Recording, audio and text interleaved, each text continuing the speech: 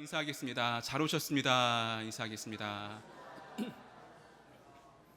네, 우리 오랜만에 도기수 성도님 오셨는데요. 우리 잘 오셨다고 박수 한번 해주시면 감사하겠습니다. 네, 네, 감사합니다. 최근에 가장 핫한 뉴스 중에 하나는 봉준호 감독이 만든 기생충이라는 영화가 이제 아카데미에서 이 사관왕을 한 것입니다. 기사를 보니까 이 아카데미에서 사관왕을 한 감독은 그 스티븐 스필버그밖에 없다고 하더라고요. 굉장히 대단한 것이죠. 그걸 보면서 한국인으로서 기상도 올라가고, 이제 보통 그런 시상식들은 백인들의 잔치거든요. 거의 이제 아시아나 흑인들은 받기 힘든데, 배우와 스태프들까지 올라가서 아시아 사람들이 이렇게 올라가 있는 것을 보고 제가 한 것은 없지만 참 마음이 뿌듯했습니다. 그렇게 상을 받자 SNS에 사람들이 상 받은 것을 축하하면서 여러 가지 글을 올렸는데요. 그 중에 하나가 김영봉 목사님이라고 감리교 목사님인데, 그분이 SNS에 글을 올렸습니다. 어떤 글을 올리셨냐면, 사람들이 이제 아카데미에서 사관왕을 받은 것을 축하하면서도 우리가 기억해야 할 것은 이 기생충이라고 하는 영화가 우리에게 시사하고 있는 바를 우리가 잊으면 안 된다라고 하는 것이죠. 그 영화를 통해 드러난 우리 사회의 민낯에 대해서 우리가 기도해야 된다라고 하는 글이었습니다. 이 기생충이라고 하는 영화가 말하고 있는 것은 이 상류층과 이 몰락한 중상층의 그 계층 간의 갈등, 그리고 더 높은 곳에 올라가려고 하는 사람들의 탐욕, 그리고 자기의 이익을 위해서는 사람을 감금하기도 하고 죽이기까지 하는 그런 인간의 죄성이 이제 드러나 있거든요. 그리고 그것이 이제 우리 사회의 민낯이다라고 이야기합니다. 사람들은 다 높은 곳을 향해 올라가려고 하고 있습니다. 작년에 유명했던 드라마 중에 하나가 이제 스카이캐슬이라고 하는 드라마가 있거든요. 다들 보셨나요? 저는 드라마를 안 좋아해서 보진 않았는데, 스카이캐슬 드라마가 하고 있는 이야기는 좋은 대학에 입시에 성공해서 상류층에 살아가던 사람들이 의사가 되어야 되고 병원장이 되어야 되고 그런 성공하는 이야기, 그러면서 갈등하고 경쟁하고 이런 이야기들이 그려져 있거든요. 그 드라마가 나오자 사람들이 막 비판하기 시작했습니다. 이 한국의 입시 문제에 대해서, 그리고 사교육에 대해서 비판하긴 했는데, 그 누구도 이렇게 좋은 대학에 가고 싶은 마음, 그리고 성공하고 싶은 마음에서 자유로울 수는 없는 것 같습니다. 그래서 세상은 높은 곳으로 가라 하고 더 높은 곳으로 가야 된다라고 이야기합니다. 그 과정에서 사람들이 어떤 문제를 일으키던, 문제가 있던 없던 그것을 다 짓밟고 올라가라고 하는 것이 이제 세상의 가치관이라고 하는 것이죠. 그런데 하나님 나라의 삶을 살아가는 우리의 모습은 그렇지 않습니다. 더 강력하게, 더 권위 있게 살아가야 할 것 같지만 오히려 더 낮은 곳으로, 더 연약한 곳으로 살아가라고 하는 것이 우리 기독교인의 삶입니다. 이 하나님 나라를 살아가는 삶의 모습을 한마디로 정리해 봐라라고 한다면 이제 역설이라고 할 수 있을 것입니다. 오늘 본문에 제자들이 등장하는데 사실 우리의 모습과 크게 다르지 않거든요. 우리는 이 본문을 통해서 우리는 어떻게 이 진짜 제자의 삶을 살아가야 하는가, 또 어떻게 이 하나님 나라의 가치관으로 이 하나님 나라의 백성으로 살아가야 하는가 함께 나눠봤으면 좋겠습니다. 오늘 말씀을 보면 두 제자가 예수님께 나와서 질문하는 내용으로 말씀이 시작합니다. 이제 우리가 원하는 것이 있다라고 하는 거예요. 그래서 예수님이 무엇 해주길 원하느냐라고 말씀하시자 이렇게 이야기합니다. 우리 37절 같이 한번 읽어보겠습니다. 시작. 여짜오되 주의 영광 중에서 우리를 하나는 주의 우편에 하나는 좌편에 앉게 하여 주옵소서. 네, 야고보와 요한이 나와서 예수님께 얘기하는 거거든요. 주의 영광 중에라고 이야기하는데, 같은 본문을 이야기하는 그 마태복음에서는 주의 나라에서 이렇게 이야기하거든요. 그러니까 주님의 영광 가운데 우리가 주의 우편에 앉게 해달라, 주의 좌편에 앉게 해달라 이렇게 이야기합니다. 야고보와 요한이 베드로와 더불어 예수님의 최측근 제자였기 때문에 그렇게 이야기할 수도 있겠다라고 하는 생각이 들기도 하지만, 이 성경은 항상 큰 맥락 안에서 봐야 되거든요. 이 상황이 어떤 상황이냐면 바로 이전 말씀에서 예수님이 하신 말씀이 있습니다. 이 제자들을 불러놓고 자신이 고난당하고 죽임당하고 다시 부활할 것에 대해서 세 번째, 마가복음에서 세 번째 이야기 하시거든요. 우리 34절 같이 한번 읽어볼까요? 같이 읽겠습니다. 시작. 그들은 능욕하며 침뱉으며 채찍질하고 죽일 것이나 그는 3일 만에 살아나리라 하시니라. 네, 여기서 그들은 뭐 대제사장들, 서기관들, 바리새인들을 이야기하는데 그들이 나를 능욕하고 침뱉으며 채찍질을 할 거고 내가 죽고 3일 만에 다시 부활할 것이다 라고 이야기합니다. 이 상황을 생각해 보면 예수님이 얼마나 비장하고 결의에 차 있었을지 그런 생각이 들기도 합니다. 앞으로 내가 걸어가야 할 길에 대해서 담담하게 이야기하지만 또 담대하게 이야기하시기도 하는 것 같습니다. 쉽게 이야기하면 내가 앞으로 고난당하고 죽을 것이다 라고 하는 것을 제자들에게 이야기하고 계시는 것이죠. 그런데 여기서 첫 번째 이야기한 것이 아니고 벌써 이 마가복음 10장에 와서는 예수님의 죽음과 부활에 대해서 세 번째 이야기하고 있거든요. 예수님과 함께 지내고 또 예수님을 따라다녔던 제자들이라면 예수님이 어떤 마음이셨을지 또 어떤 것을 이야기하셨는지 눈치를 챘어야 했습니다. 그런데 여전히 제자들의 반응, 관심은 어디 있냐면 우리가 높은 곳에 앉게 해달라, 영광 중에 주의 우편에 주의 좌편에 이제 앉게 해달라라고 이야기합니다. 예수님이 얼마나 답답하고 안쓰러우셨을까 그런 마음이 드는 것 같습니다. 그 대답을 들은 예수님은 이렇게 이야기하시는데요. 우리 38절 같이 한번 읽어보겠습니다. 같이 읽겠습니다. 시작. 예수께서 이르시되 너희는 너희가 구하는 것을 알지 못하는도다. 내가 마시는 잔을 너희가 마실 수 있으며 내가 받는 세례를 너희가 받을 수 있느냐. 네, 먼저는 야고보와 요한이 자기가 구하는 것이 무엇인지 모른다라고 이야기하시면서 내가 마시는 잔, 내가 받는 세례를 너희가 받을 수 있느냐라고 이야기합니다. 여기서 예수님의 잔과 세례가 의미하는 것은 이제 앞으로 예수님이 당할 고난과 죽음을 이야기하거든요. 네, 그 예수님의 그 좌편과 우편에 앉는 것이 결코 영광의 길이 아닌 것임을 예수님은 이야기하고 있습니다. 여기서 우리가 알 수 있는 것은 우리가 예수님의 참된 제자가 되는 것, 또 하나님 나라를 살아가는 방법은 예수님의 길을 따라 걷는 것이 참된 제자이다라고 하는 것을 이제 알 수가 있습니다. 우리가 보통 인생을 이제 길에 비유합니다. 우리는 길 위에 서 있고 또 어디로부터 출발해서 또 어딘가를 향해 나아갑니다. 그래서 예수님은 자기 자신을 가리켜서 나는 길이다라고 말씀하시기도 했습니다. 우리는 어떤 길을 따라 살아가야 하느냐? 예수님을 따라, 예수님이 걸으셨던 그 길을 따라 살아가야 한다라고 하는 것이죠. 그래서 마가복음 8장 34절에서 예수님은 이렇게 이야기하십니다. 우리 같이 한번 읽어보겠습니다. 시작. 무리와 제자들을 불러 이르시되 누구든지 나를 따라오려거든 자기를 부인하고 자기 십자가를 지고 나를 따를 것이니라. 네, 이 본문은요 예수님이 자기의 죽음과 고난에 대해서 첫 번째 말씀하시고 난 다음에 제자들에게 하신 말씀입니다. 예수님을 따라 사는 삶의 모습이 이제 이래야 된다라고 예수님이 제자들에게 이제 말씀하시는 거죠. 먼저는 자기를 부인해야 된다 말씀하십니다. 자기를 부인한다고 하는 것은 이 세상의 가치관으로 가득 차 있던 나의 모습을 부인한다라고 하는 것이고요. 우리가 죄로 인해서 나 중심적으로 살아가던 것을 부인하고 하나님 중심으로 살아가야 한다라고 하는 것을 의미합니다. 또 해결되지 않은 나의 죄의 문제로부터 나를 부인해야 된다라고 하는 것을 이야기합니다. 그러니까 이전과는 다른 삶을 살아야 한다라고 하는 것을 말씀하시는 것이죠. 그래서 우리는 계속해서 회개의 자리로 나아가야 합니다. 내가 내 삶의 주인 되지 않게, 나의 욕망이 나의 삶을 이끌어가지 않게 늘 우리의 삶을 점검하고 돌아봐야 하는 것이죠. 그것을 계속 가능하려면 먼저는 말씀과 기도가 계속 우리 앞에 있어야 합니다. 성경을 통해서 말씀하시는 하나님의 음성을 들어야 하죠. 말씀을 읽고 묵상하면서 계속해서 나 중심적으로 살아가던 것에서 하나님의 말씀을 통해 하나님이라면 어떻게 하셨을까, 하나님을 닮아가는 우리가 되어야 합니다. 또 기도해야 되는데요, 기도는 하나님과의 사귐입니다. 사귐. 그래서 기도는 거룩하게 하기도 해야 하지만 이 어린아이가 이 아빠에게 떼를 쓰는 것처럼 기도할 수도 있습니다. 지난 주일에 목사님이 말씀하셨듯이 이제 하나님이 우리의 아버지이시기 때문에 이제 그것이 가능합니다. 이 하나님과 긴밀하게 사귀는 목적이 무엇일까요? 단지 뭐 달라고. 요즘에는 저희 아들이 이제 기도를 배웠어요. 그래서 뭐 무슨 일이 생기면 기도하세요. 그러면 뭐 않게 해주세요, 뭐 주세요, 이렇게 기도하거든요. 근데 우리가 진짜 하나님께 기도하는 이유는 이제 뭐 달라고 기도하는 것이 아니고 하나님과의 깊은 사귐을 통해서 하나님을 닮아가는 것, 하나님의 성품을 배우는 것, 하나님의 뜻을 이 땅 가운데 살아가는 것을 이야기합니다.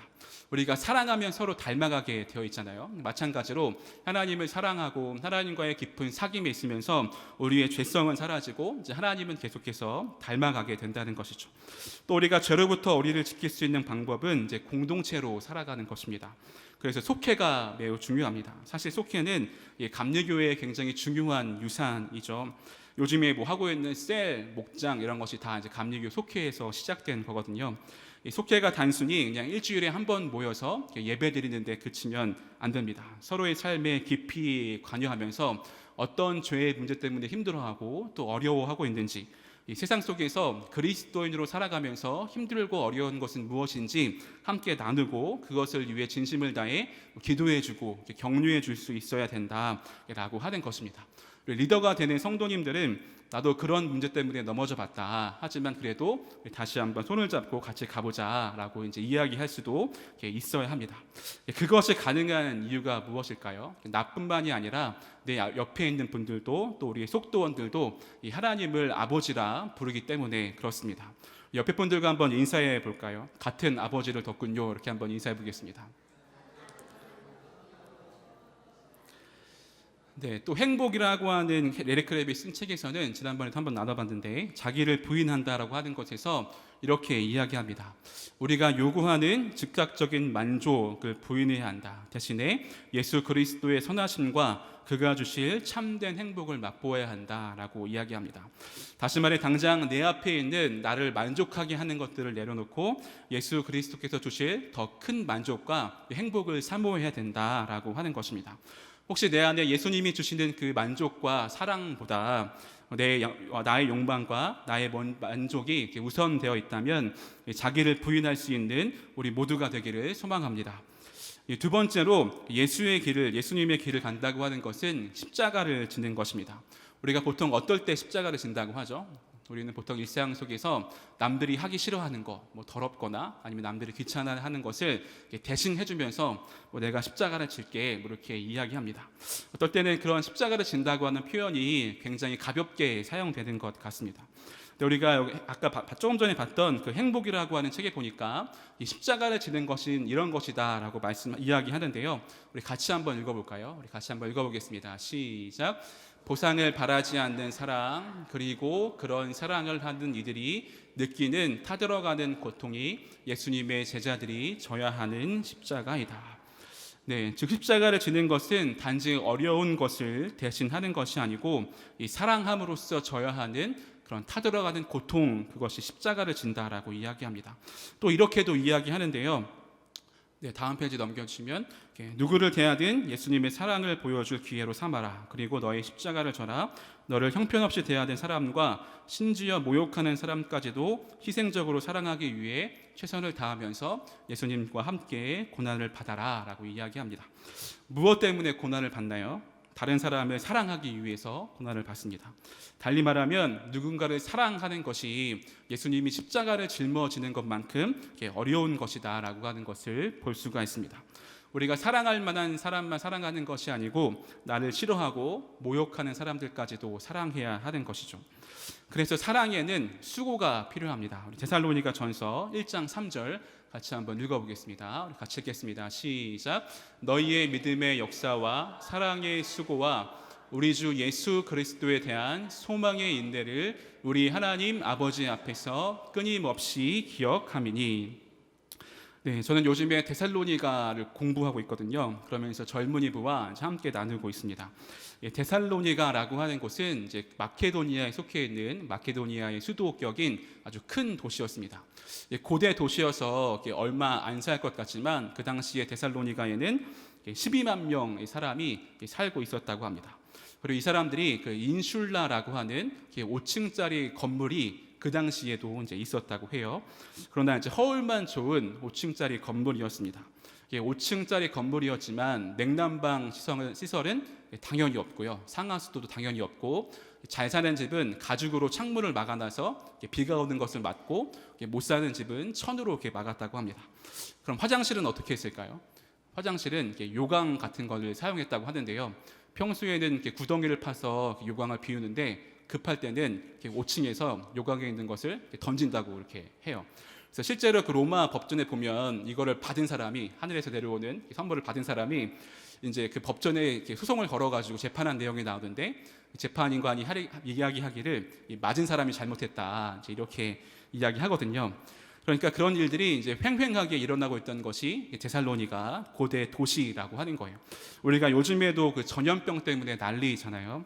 그 당시에도 전염병이 한 번 돌면 인구의 3분의 1이나 3분의 2가 되는 사람이 죽음을 당했다고 합니다. 그리고 그 인구를 다시 채우기 위해서 외지에서 사람들을 막 불러 모으는데, 새로운 사람들이 많이 들어오면 뭐가 증가하냐면 범죄율이 증가합니다. 나도 누군지 다 모르잖아요. 그러니까 범죄율이 증가되게 되어 있습니다. 그러니까 데살로니가는 뭐 큰 도시이고 뭐 5층짜리 건물도 있는 그런 곳이었지만 살아가기가 너무 힘든 곳이었습니다. 뭐 악취도 많고요, 범죄율도 높았고, 뭐 길거리에는 시체들이 즐비해 있었고, 뭐 빈부격차 등으로 살기 힘든 곳이 데살로니가였습니다. 그런데 그곳에 사도 바울이 가서 복음을 전하고 이제 교회가 생겨났습니다. 교회라고 해서 건물이 지어진 게 아니고 헬라어로 에클레시아라고 하는데, 이 단어는 일반적인 모임, 뭐 집회 이런 것을 뜻하거든요. 그러니까 그 당시에 그곳에 데살로니가인 중에 그 그리스도를 믿는 사람들의 모임, 교회가 생겨나게 된 것이죠. 그러니까 데살로니가 교회는 굉장히 어린 교회이기도 했고요. 바울이 데살로니가에 얼마나 있었을까, 아무리 넉넉하게 잡아도 6개월밖에 없었다라고 이야기합니다. 그러니까 교회를 개척해놓고 담임 목사님이 6개월만 있다가 다른 곳으로 떠난 상황인 거죠. 그런데 바울이 그런 데살로니가를 기억하면서 쓴 글에서 뭐라고 이야기하냐면, 데살로니가 교회에는 이 사랑의 수고가 있었다라고 이야기합니다. 이 사랑에는 수고가 따라야 하죠. 말로만 하는 사랑은 누구나 할 수 있습니다. 그리고 사랑할 수 있는 만한 사람을 사랑하는 것은 성경에서 이야기하고 있는 사랑이 아닙니다. 수고하며 사랑하는 것이 진짜 사랑이다라고 하는 것을 이야기합니다. 예수님의 사랑도 이제 그런 사랑이었죠. 그리고 우리의 모습도 이제 이와 같아야 합니다. 초대교회 시절에도 전염병이 한번 돌면 조금 전에 이야기했던 것처럼 수많은 사람들이 죽음을 피할 수가 없었습니다. 그래서 그 병이 안 걸린 사람들은 병 걸린 사람들과 도시를 피해서 다른 곳으로 도망갔다고 해요. 그런데 그 기독교의 발흥이라고 하는 책에 보면 그런 전염병이 걸린 상황이지만 그 도시와 병 걸린 사람들을 떠나지 않고 그 사람들을 돌보았던 사람들이 있었는데, 그 사람들이 그리스도인이라고 하는 것입니다. 그 사람들이 자신의 목숨은 안전하게 보장되어 있고, 내가 좋은 일 하니까 하나님이 나의 목숨을 지켜줄 거야, 뭐 이래서 이제 그 사람들을 도운 게 아니고요. 나도 전염병에 걸려서 죽을 수 있지만 그럼에도 불구하고 내가 하나님께로부터 받은 사랑이 너무 커서 그 사랑의 수고를 감수하면서 그 전염병 걸린 사람들을 돕고 섬겼다. 이것이 초대교회 그리스도인들의 모습이었다라고 이야기합니다. 그렇게 사랑의 수고를 할 때 이제 많은 비그리스도인들이 막 교회 나라 하지 않아도 섬기는 모습을 보고 이제 교회에 왔다라고 이 책에서 이야기합니다. 이것이 사랑하며 십자가를 지는 것이죠. 십자가가 단지 남이 하기 싫어하는 것 대신 해주는 것이 아니고, 이 사랑을 수고함으로써 누군가를 사랑하는 것, 예수님이 십자가를 졌던 그 고통을 감수하면서 이 십자가를 지는 것이 진정한 사랑이다라고 하는 것을 볼 수가 있습니다. 그래서 우리가 예수 그리스도의 제자로 이 하나님의 백성으로 살아가는 것이 쉽지는 않지만, 예수님을 따라 걸어갈 때, 예수님의 길을 따라 걸어갈 때 우리가 진정한 예수님의 참 제자가 될 수 있는 것입니다. 옆에 있는 분들과 함께 인사해 보겠습니다. 진짜 예수님의 제자가 됩시다. 인사하겠습니다. 네, 다시 본문으로 돌아와서 이 대화를 지켜보고 있던 다른 10명의 제자들이 이렇게 이야기하는데요. 우리 41절 같이 한번 읽어보겠습니다. 같이 읽겠습니다. 시작. 10 제자가 듣고 야고보와 요한에 대하여 화를 내거늘. 네, 나머지 10 제자가 왜 화를 냈을까요?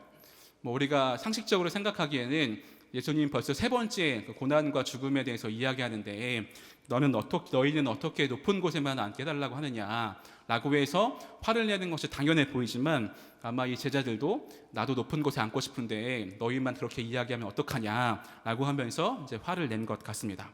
그러자 10제자가 화를 내자 예수님이 그 12제자를 불러다 놓고 이제 말씀하시기 시작하는데요. 우리 42절을 보는데 세번역 성경의 이야기가 더 쉬워서 세번역 성경으로 같이 한번 읽어보겠습니다. 시작. 그래서 예수께서는 그들을 곁에 불러놓고 그들에게 말씀하셨다. 너희가 아는 대로 이방 사람들을 다스린다고 자처하는 사람들은 백성들을 마구 내리누르고 고관들을 백성들에게 세도를 부린다. 네, 이 세대가 어떤 세대인지 예수님이 말씀하고 있습니다. 어떤 시대이냐면 백성들을 마구 내리누르고 또 고관들은 백성들에게 세도를 부리는 시대가 이제 그 당시의 시대라고 하는 것이죠. 로마가 다스리던 시대가 이제 그런 시대였습니다. 그런데 이런 모습은 이 당시에만 있지는 않습니다. 우리가 인류의 역사를 살펴보면 힘 있고 권세 있는 사람들은 늘 이렇게 행동해 왔습니다. 요즘 세상에도 별반 다를 것이 없는 것 같습니다. 불법이어도 내가 돈이 있고 빽이 있으면 다 넘어갈 수 있게 되고, 그리고 돈이 있고 빽 있는 세상 속에서 내가 정직하게 살아가는 것이 더 미련하다라고 보이는 것이 현재의 세상인 것 같습니다. 돈과 권력을 힘입으니까 이제 법이 아니게 된 것이죠. 그러한 사람은 이 죄가 마음에까지 들어가서 내가 뭘 잘못했는지, 내가 하고 있는 것이 죄인지 아닌지도 모르는 상태까지 이르게 되는 것입니다. 그러면서 예수님은 아주 역설적인 말씀을 하시는데요. 우리 43절, 44절 같이 한번 읽어보겠습니다. 우리 같이 읽겠습니다. 시작. 너희 중에는 그렇지 않을지니 너희 중에 누구든지 크고자 하는 자는 너희를 섬기는 자가 되고 너희 중에 누구든지 으뜸이 되고자 하는 자는 모든 사람의 종이 되어야 하리라. 네, 너희는 그렇게 하면 안 된다라고 말씀하시면서요, 너희 중에 크고자 하는 사람은 너희를 섬기는 자가 되어야 된다라고 말씀하시고, 또 누구든지 으뜸이 되고자 하는 사람은 모든 사람의 종이 되어야 한다라고 말씀하십니다. 아주 역설적인 이야기이지 않겠습니까? 그 스카이 캐슬처럼 점점 더 높은 곳을 가라 하곤 이 세대 가운데 예수님은 오히려 낮고 낮은 곳으로 섬김의 자리로 섬김의 사람이 되라고 이제 말씀하고 있습니다. 예수님은 제자들에게 위아래가 완전히 뒤바뀐 혁명적인 가치 기준에 관심을 가져야 한다라고 촉구하고 있습니다. 이걸 대표적으로 알 수 있는 예수님 말씀이 마태복음 25장 40절에 있는데요. 우리 같이 한번 읽어볼까요? 같이 한번 읽어보겠습니다. 시작. 임금이 대답하여 이르시되 내가 진실로 너희에게 이르노니 너희가 여기 내 형제 중에 지극히 작은 자 하나에게 한 것이 곧 내게 한 것이니라 하시고, 네, 지극히 작은 자 하나를 섬기는 것이 예수님을 섬기는 것이다 라고 이야기합니다. 이 세상에서는 지극히 작은 자 한 사람에게 관심 갖지 않습니다. 오히려 돈 많은 사람, 권력 있는 사람에게만 집중하지 이 작은 자 하나에게는 집중하지 않습니다. 그러나 예수님을 섬기는 것처럼 작은 자 하나를 섬기는 것이 예수님을 섬기는 것이고, 또 하나님 나라를 살아가는 삶의 모습이 그렇게 돼야 된다라고 이제 말씀하고 있는 것이죠. 우리 성도님들은 섬김이라고 하면 어떤 생각이 드시나요? 섬기는 것을 기뻐하고 계십니까? 오늘 말씀을 보면 섬김의 대상이 나와 있는데요. 우리 43절을 다시 보시면 너희 중에 누구든지 크고자 하는 사람은, 한번 따라해 보겠습니다. 너희를 섬기는 자가 되고, 네, 첫 번째 우리는 누구를 섬겨야 하느냐? 우리는 이제 우리 공동체원을 섬겨야 합니다. 우리 일신교회를 섬겨야 하고, 우리 속도원, 그리고 선교회, 그리고 내가 속해 있는 기관이나 이제 부서를 섬겨야 한다라고 하는 것이죠. 이 섬김의 방법은 다양할 수 있습니다. 신앙적인 부분에서 섬길 수도 있고, 또 일상적인 부분에서도 섬길 수 있죠. 가령 음식을 잘하시는 분이라면 내가 1인분 반찬 만들 거면 2인분 만들어가지고 좀 어려운 분들 도울 수도 있고요. 그냥 아무 이유 없이 만나서 밥 한번 같이 먹을 수도 있고, 주일에 안 오면 무슨 일이 있으시냐고 연락할 수 있는 것도 귀한 섬김입니다. 또 주일이 아닌 평일에 아무 이유 없이 교회 안 나와서 전화하면 되게 의도적이잖아요. 근데 교회 열심히 나오는데도 한번 전해주면서 무슨 일이 있느냐 없느냐 관심 가져주고 해주는 것도 이제 귀한 섬김이 될 수 있습니다. 또 외로워하거나 힘든 일이 있으신 우리 성도님들을 만나서 같이 밥을 먹거나 차를 마시면서 수다도 떨고 격려해주고 위로해주는 것도 이제 귀한 섬김입니다. 또 가장 강력한 섬김은 이제 기도해 주는 거죠. 형식적으로 내가 당신을 위해서 기도하겠습니다. 이 교회의 거짓말이라고 하는 책이 있거든요. 거기서 교인들이 가장 많이 하는 거짓말 순위가 있는데 1등이 뭘까요? 기도해 줄게. 이제 이게 1등이라고 그래요. 근데 우리가 그렇게 하지 않고 진짜 그 한 사람 한 사람을 위해서 진심을 다해 잘 되기를 기도해 주는 것, 그것이 귀한 섬김일 수 있습니다.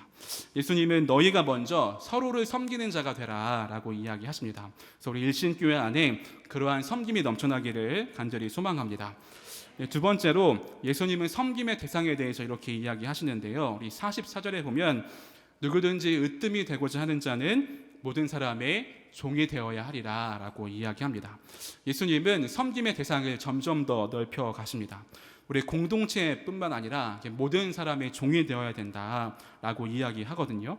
이 세상의 권세자들에게 마구 내리노림을 당하고 있는 사람들, 또 고관들에게 세도의 고통을 당하고 있는 사람들, 다시 말해서 로마의 탄압 가운데 있는 사람들을 찾아가서 그 사람들의 종이 되어야 된다라고 이야기합니다. 우리 사회에도 적용해 보면 이 가난하고 소외당하고 있는 사람들, 이 사회의 구조적인 낙 때문에 힘들게 살아가는 사람들, 그들을 섬기는 사람이 되어야 된다라고 말씀하십니다. 근데 제가 이 말씀을 묵상하면서 이제 이런 생각이 들었어요. 예수님, 이건 좀 부담스러운데요. 제 삶을 살기도 너무 바쁘고 저에게 맡겨진 공동체를 돌보는 것도 너무 힘든데 이제 어떻게 모든 사람의 종이 됩니까? 이런 마음이 들었습니다. 우리가 하루하루 우리의 삶을 살아가는 것도 충분히 치열하고 힘든 삶인데 우리가 모든 사람의 종이 되어야 된다라고 예수님 말씀하시는 것은 부담이 될 수밖에 없는 것 같아요. 그리고 여기서 특별히 이 종이라고 쓰여진 단어, 원어에는 둘로스라고 하는데요. 둘로스라고 하는 것은 섬기는 자보다 더 종속적인 개념을 가지고 있다고 합니다. 그리고 우리가 그냥 섬기는 자가 되라라고 이야기하는 것보다 더 종속적으로 더 열심히 섬겨야 된다라고 하는 거죠. 그러나 그것을 가능하게 하시는 말씀이 있는데요. 우리 45절 같이 한번 읽어보겠습니다. 45절 같이 읽겠습니다. 시작. 인자가 온 것은 섬김을 받으려 함이 아니라 도리어 섬기려 하고 자기의 목숨을 많은 사람의 대속물로 주려 함이라. 네, 예수님이 이 땅에 오신 이유가 뭐죠? 이 섬김을 받기 위함이 아니라 섬기기 위해 이 땅에 오셨다라고 이야기합니다. 충분히 섬김 받을 만한 권세도 있었고 능력도 있으신 분이었습니다. 그러나 섬김을 받으려고 이 세상에 왔다면 초라한 말 구유 위에 태어나지 않았을 것이고 이렇게 무지하고 능력 없던 제자들을 따르게 하지도 이제 않았을 것입니다. 인자가 온 곳은 도리어 섬기려 하고 자기 목숨을 많은 사람들의 대속물로 주기 위함이다라고 말씀하시죠. 여기서 대속물이란 헬라어로 리트론이라고 이야기하는데요. 이게 그 자유롭게 하다라고 하는 뜻에서 파생되었다고 합니다. 그래서 어떤 뜻이냐면 포로나 노예를 해방시키기 위해서 대가를 지불하다라고 하는 뜻이 있습니다. 이것을 영적으로 적용해 보자면 죄로 인해 죽을 수밖에 없는 우리를 위해 예수님이 친히 속죄 제물이 되셨다라고 하는 것을 이야기합니다. 이 하나님이자 하나님의 아들이었던 그 예수님이 모든 사람을 위해 이 최고의 섬김으로 자기 자신을 대속물로 내어주시는 것이죠. 우리가 그렇기 때문에 구원받을 수 있었고요. 그렇기 때문에 우리가 우리의 각자의 삶에만 매여 있지 않고 모든 사람의 종으로 살 수 있는 힘과 능력을 이제 얻게 되는 것 같습니다. 요즘 청년들을 향하여서 좀 오래된 말이긴 한데 3포 세대, 5포 세대, 7포 세대, M포 세대 이런 이야기를 합니다. 처음에는 직장도 포기하고 친구를 사귀는 것도 포기하고 결국엔 가서 꿈도 포기하고 소망도 포기하고 이렇게 이야기하거든요. 청년들에게 항상 이야기하면서 우리가 꿈을 꿨으면 좋겠다 이런 이야기를 많이 합니다. 우리가 함께 꿈꾸었으면 좋겠는 것은 나의 섬김으로 통해서 많은 영혼이 살아나는 꿈을 꾸었으면 좋겠습니다. 우리 오병이어 사건을 보면 마가복음에서는 그 오병이어를 가지고 온 주체들이 제자들이거든요. 그런데 요한복음에 보면 작은 한 아이가 자기의 도시락을 내어드림으로 5천 명이 넘는 사람을 먹게 하는 기적이 나타나게 됩니다. 마찬가지로 우리 한 사람 한 사람들이 이러한 꿈을 꾸었으면 좋겠습니다. 나의 섬김으로 많은 그 죽어가는 영혼들이 살아나고 줄인 사람이 배부르게 되고 눈먼 자들이 보게 되고 소망이 없던 사람들이 꿈이 생기는 일에 귀하게 쓰임 받을 수 있는 우리 모두가 되기를 소망합니다. 말씀을 정리합니다. 사실 우리가 제대로 그리스도인 그리고 예수님의 제자로 하나님의 백성으로 삶을 살아가다 보면 세상과 부딪히는 일들이 많을 수밖에 없습니다. 혹시 우리가 세상 속에 살아가면서 아무런 거리낌 없이 그냥 잘 살고 있다면 내 신앙이 제대로 흘러가고 있는가라고 하는 것을 점검할 필요가 있습니다. 왜냐하면 그리스도인이 살아가는 삶의 방법은 역설이기 때문에 그렇습니다. 이 세상에서는 많은 권세를 누리고 많은 돈을 가지면서 더 높은 곳을 향해 올라가는 것이 가장 잘 사는 방법이지만 우리가 그리스도인으로 사는 삶은 더 낮은 곳으로 나를 부인하고 예수님의 십자가를 지는 것으로 나타나기 때문에 그렇습니다. 우리가 그것을 위해서 수고하며 사람을 사랑해야 되고요. 더 낮은 자를 섬기는 것이 우리의 모습이 되어야 합니다. 우리가 오늘의 말씀 앞에서 우리 각자의 삶을 점검하고 나는 얼마나 사랑하고 또 얼마나 섬기고 있나라고 하는 것을 돌아보면서 오늘 말씀을 통해 우리에게 말씀해 주시는 것처럼 우리가 서로를 더욱더 사랑하고 우리 가운데 섬김이 넘칠 수 있는 일신교회 되기를 간절히 소망합니다. 우리 같이 찬양하시겠습니다. 찬송가 449장 함께 찬양하시겠습니다.